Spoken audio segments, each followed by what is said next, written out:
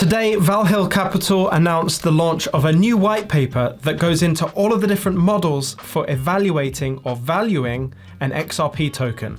Today, we're going to talk about the quantum liquidity model made by Dave XRP Lion. This is going to be the most controversial one of all of the models. I'm going to try and give both the positives and the negatives about this prediction. So let's get into what it's all about. The quantum liquidity model is built with one single thing in mind, and that is that XRP must be a high price to facilitate large amounts of transactions. And the price must be high to maintain financial stability long term. And so in that way, it's quite similar to the collateralization model, as it focuses on XRP as a store of value rather than its transactional value. So who is this Dave and how did he calculate this? Well, Dave XRP Lion came onto my radar very recently, and having watched a few of his monologue type videos, you start to understand that this is a guy that's more on the religious and more extreme side. Not to say that's a bad thing, but analyzing across all of these different models, across the different people in this specific community,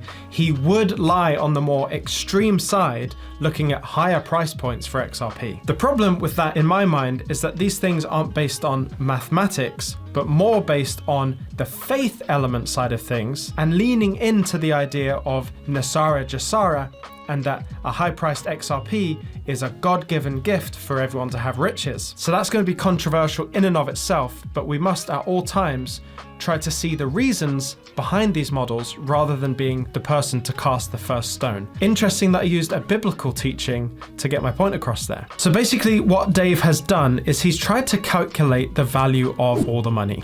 I know lots of people outside of this community laugh at the XRP community for saying all of the money, but Dave has actually kind of looked at this and thought, hang on a second, how much is all the money? And not just all the money, but all the future money too. And we'll get into that a little bit later. He's then taken that total amount of money in the world, all the money, and divided it by all of the XRP tokens that exist, which is about 100 billion. And obviously XRP has been burnt in the process of using it, so there is no such thing as 100 billion, but it's a good rough estimate, it's a nice even number, and you'll find a little bit later on, it doesn't even really matter. It's also important to note that just like the collateralization model, this is kind of acting, this price point is almost acting like a massive life insurance, almost acting like the biggest insurance policy you could get for the absolute worst case scenario, or in this case, the best case. But there are a few assumptions that Dave has made for this calculation. The first assumption is that the financial systems will naturally lean towards ledgers that are more efficient and treat money best. So this means financial systems not acting counterintuitively, but following logic, naturally going with the best technology. And if we assume that XRP and the XRP ledger is that best technology, then that's the approach that this model is taking. The next thing it assumes is that there is money on the earth right now that hasn't become mainstream data. For example, all of the gold that's in the ground, for example, in place. We don't know exactly how much gold is in the ground, but we can make estimates. It's not just gold here, it's everything, known and unknown, that has gone into this calculation. One thing I think is quite interesting about this model is that it's very forward thinking, future thinking. It doesn't just look at the current money's financial supply, but it also looks at the future money supply, including gold reserves that might re-enter the economy at some point. However, with all these models, it has its drawbacks. It does assume that all the money in the whole world that exists and unofficially exists must exist on the XRP ledger and be tokenized on the XRP ledger. It also doesn't factor in transactional utility into its calculation. So this model is called the quantum liquidity model. And I think quantum is just put in there to sound really cool, to be totally honest. And it also relates to the new financial system, I understand that.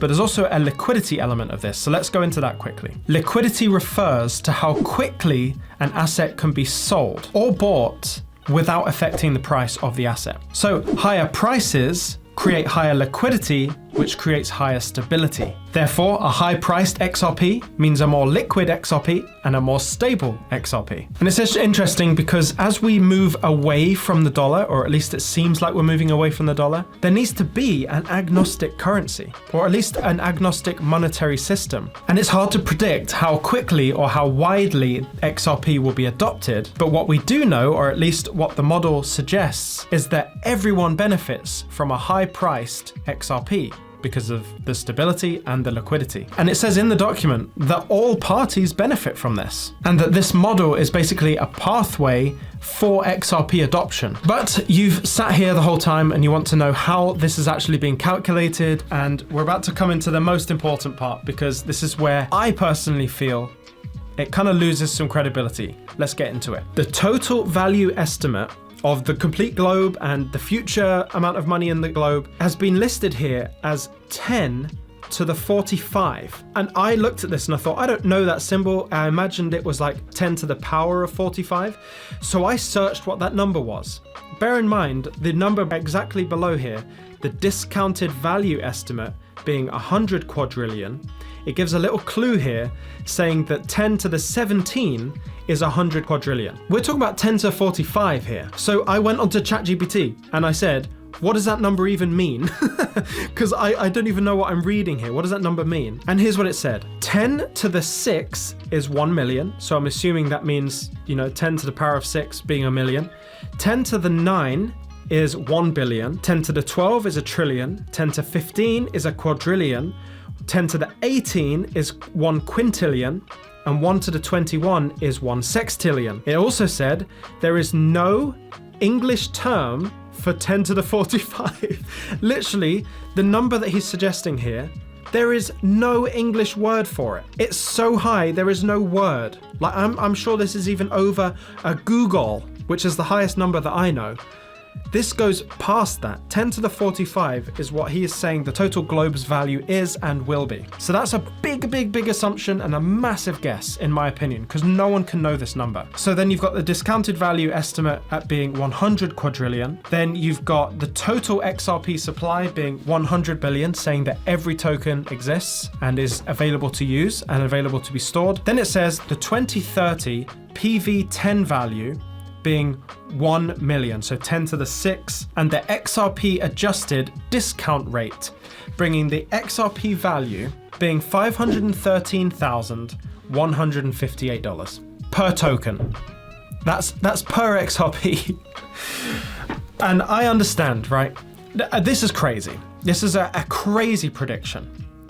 But we have to understand that in attempting to calculate the whole value of the whole world and the future world as well, this is covering the absolute highest price point that you could possibly imagine XRP being. I find that quite interesting, and regardless of whether it's unreasonable or not, it's exciting. We would all love to see that number, and it does kind of represent this whole Nasara Jasara, God coming in, as Dave XRP Lion would put it, God coming in and giving everyone access to the riches. My problem is that if everyone's rich, no one's rich. And so it doesn't kind of make much sense to me, but nevertheless, I love this as a model. If you're interested in seeing the other models that I've gone into that are a bit more realistic, let's put it that way, then click one of these two videos if you haven't seen either of them, or you can go in the description, click the playlist, and watch me talk about all of the different models discussed in this new Val Hill Capital XRP white paper. Stay emotionless, and I'll see you in the next one.